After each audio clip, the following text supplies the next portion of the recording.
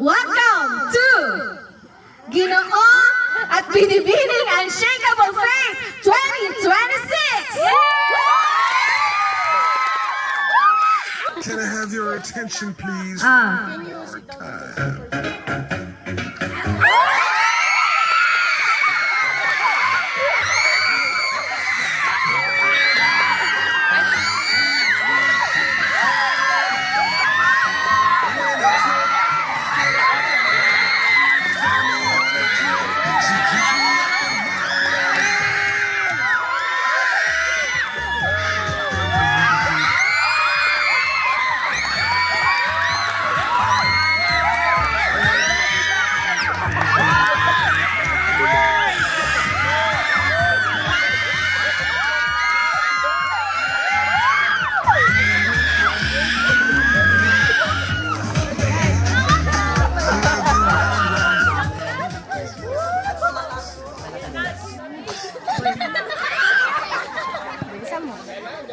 Good evening, everyone.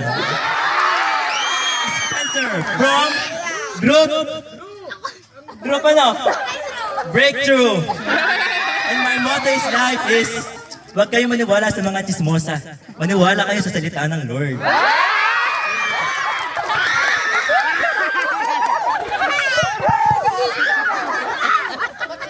Buhay at gising pa ba kayo? Shout amen nga dyan! My name is Lori Princess L. Alarcon, 14, and I believe in Philippians 4:13 that I can do all things through Christ who strengthens me. And I thank you!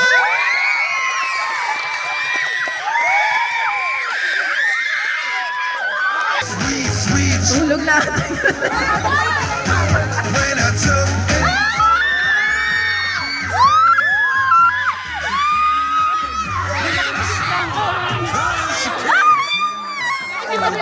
Video to eh.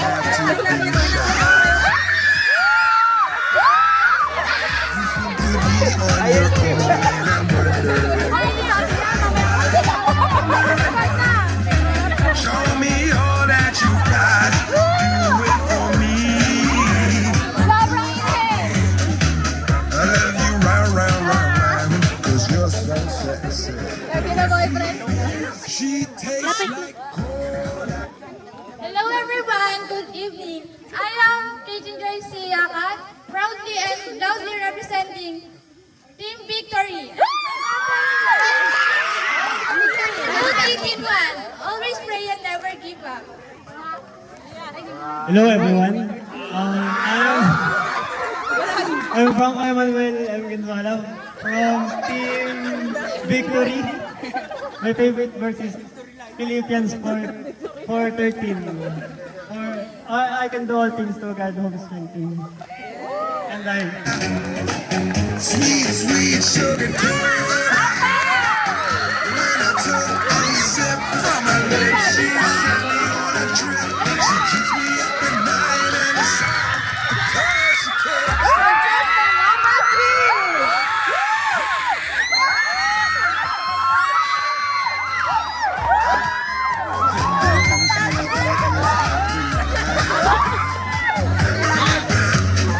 Stop your diet, come on, do it for me.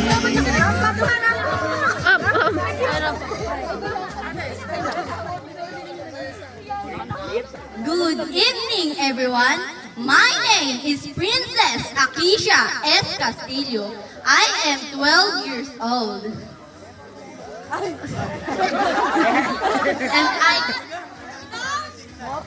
Without God, I can't do everything. But with God, I can do everything. Proudly representing Group 1 Champion. I'm Zeus Noah Heritage Lion and I'm representing Group 1 Champion.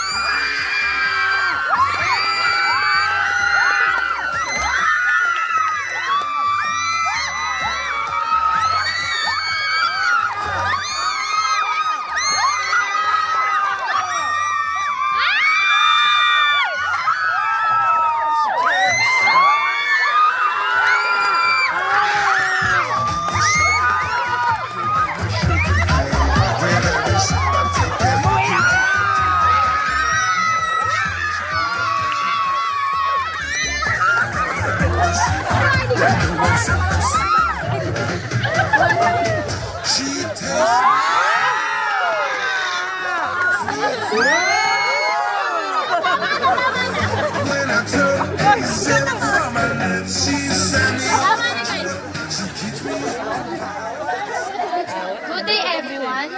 Jaira Victoria, proudly and loudly representing Blue Kangaroo!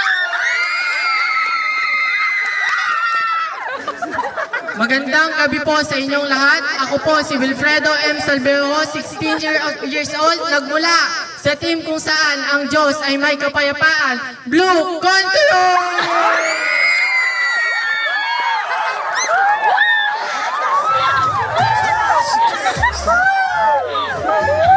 Alright!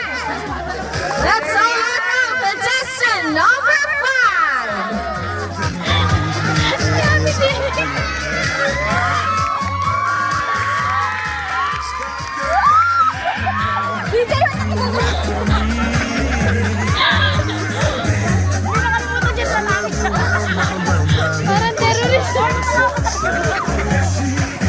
She tastes like cola. Sweet, sweet sugar cola. Sip from her lips. She's on a trip. She keeps me up at night and it's tastes when I take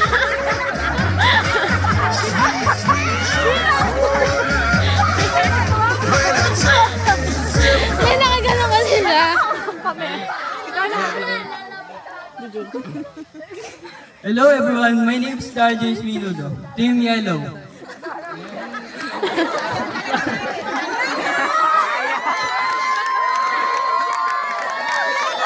Trayam!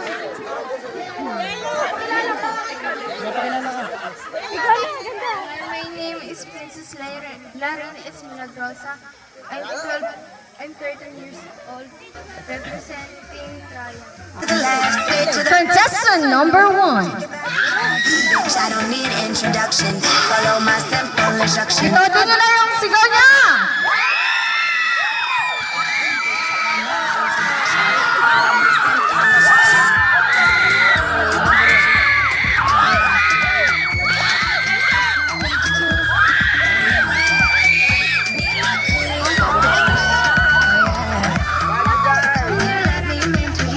Contestant number 2. I'm the boss. Buy anything, I don't care what it costs. Ayun yung green! Ayun!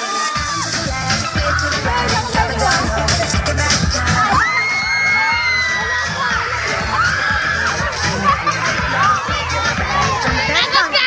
3.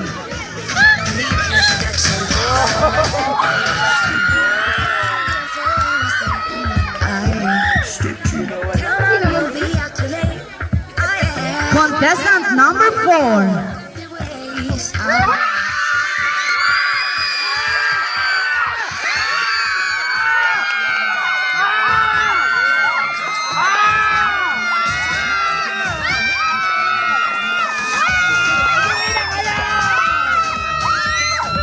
Contestant number 5.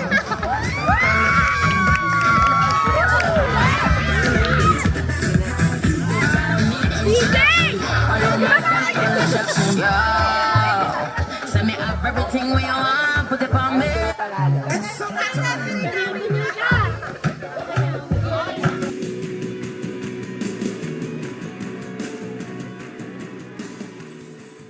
Tanong kay Spencer, paano mo mahihikayat ang iba na magkaroon ng mas malalim na relasyon sa Diyos sa pamamagitan ng iyong mga gawa?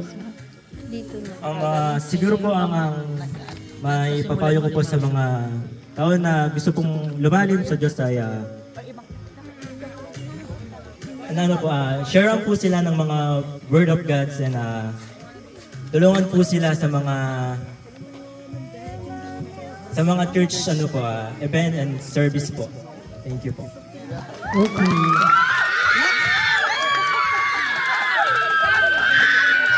Hello, contestant number 1.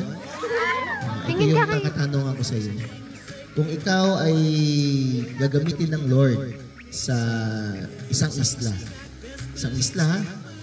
Paano mo paninindigan ang pagiging Kristiyano? Yun lang.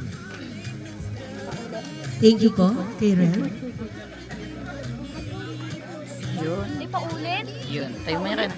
Ulit ka. Yan. Kung maano ka doon sa isla, Ayan, Pray pwede ka na natin. tumayo. Okay. Kunyari ikaw, napunta ka sa isang isla. Kristyano ka. Paano mo kaya isasapamuhay o paano mo kaya may share yung word of God bilang isang kabataan na ngayon? Sa isang isla ka. Paano mo kaya may share yung message ng salita ng Diyos? Ha? Okay? Okay na? Siguro po, gagamitin ko po yung gamit yung pananampalataya ko para po makapag-share ng message sa iba, yung mga hindi pa po masyado malalalim yung mga pananampalataya. Kung yung mga gusto pong mapalapit kay Lord, syempre po, pwede rin po ako tumulong na mag-share sa kanila ng message, and kailangan rin po, tulungan rin po nila yung sarili nila na mapalapit kay Lord. Yun lang po. Thank you. Thank you. Contestant number 1. Okay, contestant number 2.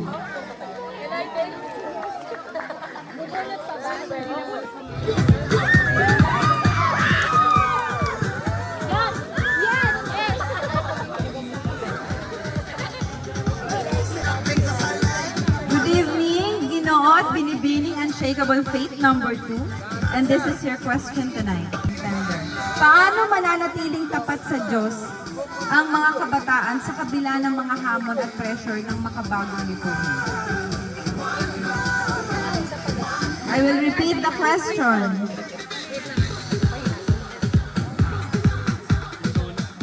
Paano mananatiling tapat sa Diyos ang mga kabataan sa kabila ng mga hamon at pressure ng makabagong lipunan?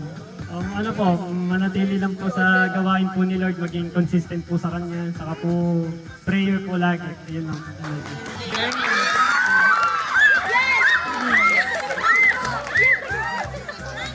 Agree. For our Binibining Unshakable Faith, this is your question.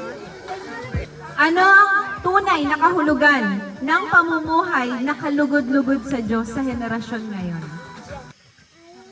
Masasabi ko po na ang tunay at kalugod-lugod po na pamumuhay sa Diyos sa henerasyon po ngayon ay yung piliin po lagi yung tama at wag po lagi makiayon sa mundo. Kasi po, tayo po, lahat po tayo dito kabataan, so mayroon po tayong talagang ma-encounter po ng mga kaibigan na sa kabilang mundo. I mean, hindi po sila Christian, gano'n. So, lagi lang po natin ano po sa isip natin na dapat po, kung ano po yung makakalugod kay Lord, yun lang po yung gawin natin. Yun lamang po. Ano ang natutunan mo tungkol sa Diyos sa paglilingkod mo sa iba? Bible verse po. Yan lang po? Okay. Bini-bini? Ano ang isang ugali o halaga na nagpapalakas ng pananampalataya mo at bakit? Bakit lumalakas yung pananampalataya mo? Kay Lord. Palagi ko lang naman po iniisip na andyan lang po palagi sa akin si Lord. Sa tabi ko, kahit anong pagsubok man po yan, andyan po siya palagi sa akin. Thank you. Okay, thank you. Contestant number 4. Pageant kami, pageant.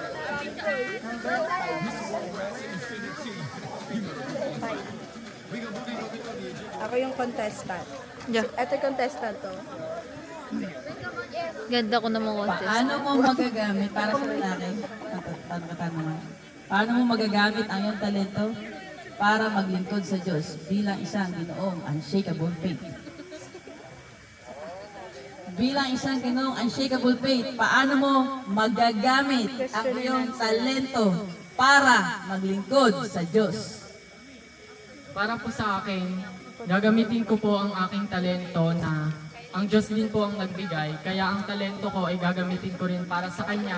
Gagamitin ko ito ng tama at iiwasan ko po ito na maliko sa maling gawain dahil ang talento pong ito, hindi po tao ang nagbigay, kundi po ang Diyos na nag-iisa at makapangyarihan po sa lahat. Maraming salamat po.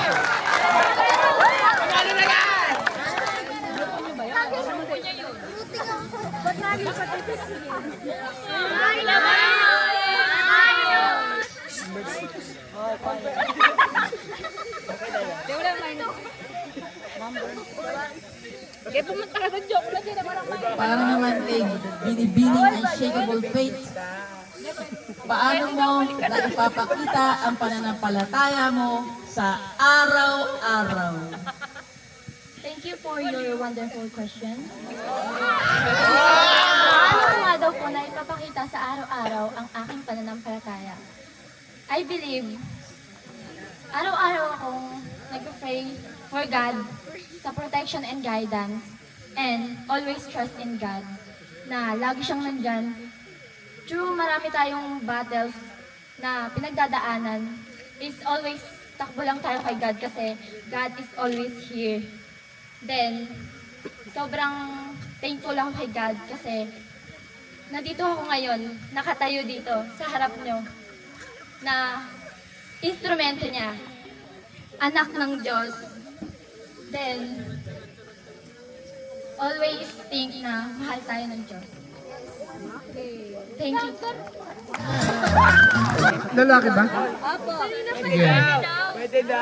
Ano ang magandang nakita mo sa youth camp na ito?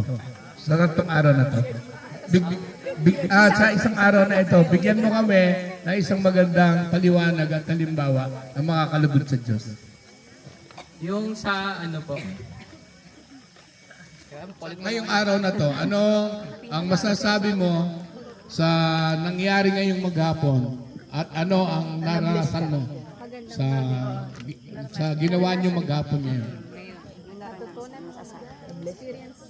ang pinakamaganda ko pong na ano dito yung sa unity po.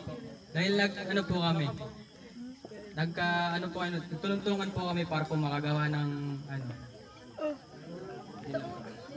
Good. Ganda.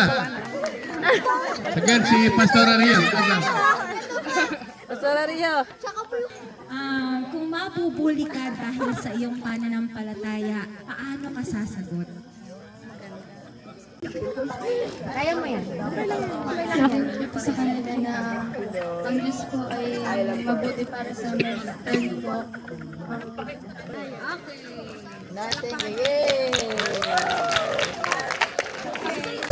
Oo, mapapanaginip ko pa.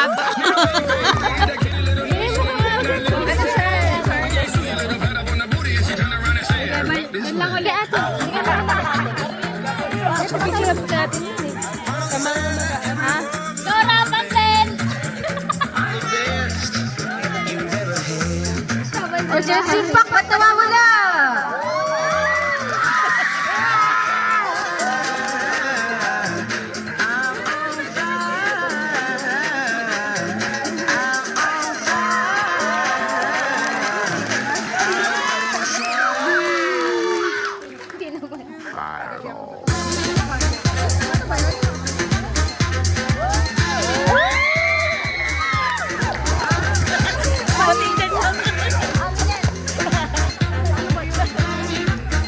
Kangaroo yan. Kangaroo!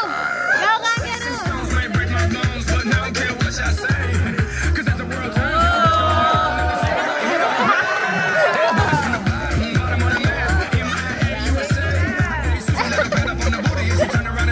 Walk this way. Mama said that everyone I'm the best you ever had. Parang mafia yan. Sige po. So, tatawagan ko. mafia. Yan. Papalakpak po kayo kung gaano kalakas. So, tatawagin ko po yung bawat grupo. Okay, group.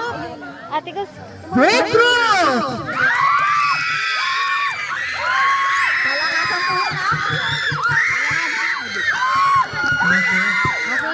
Okay na ba ito? So, narinig niya po? Mag-awarding na eh. Group Victory!